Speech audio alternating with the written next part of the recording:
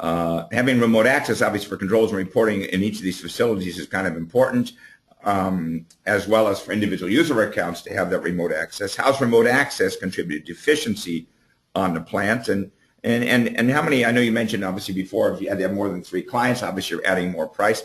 How has the access and the client availability impacted remote access?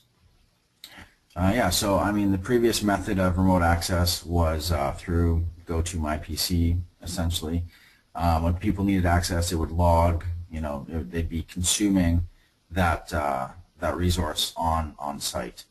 So there really wasn't any remote access outside of engineering, the control system. With Ignition, every operator on site has access. Plant managers, lead operators are able to tie in through a WAN connection, at any given point in time from their home computer to help, staff on site. External engineers, whether it's mechanical, process, controls, we're all able to tie in remotely so we can help troubleshoot issues that are, above the heads of an operator. The manager of all the terminals is able to see all of his facilities in a few screens to help him make decisions. The logistics company of Enerchem that deals with shipping and receiving the crude oils is able to come up with schedules to see what is when are they going to run out of room, when are they going to run out of oil. They're able to schedule all of their logistics.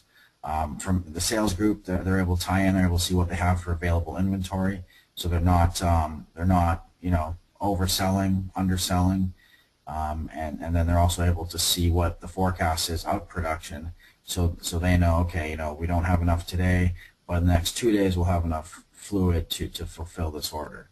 So really, I mean, you're looking at every aspect of this company is tied in remote access. Their safety personnel is also able to tie in. They're able to, look at the alarms, look at the alert logs. They're able to look at operating procedures.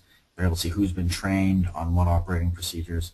So really, Enerchem uses this for a lot more than just process control, and it's really helped them quite a bit.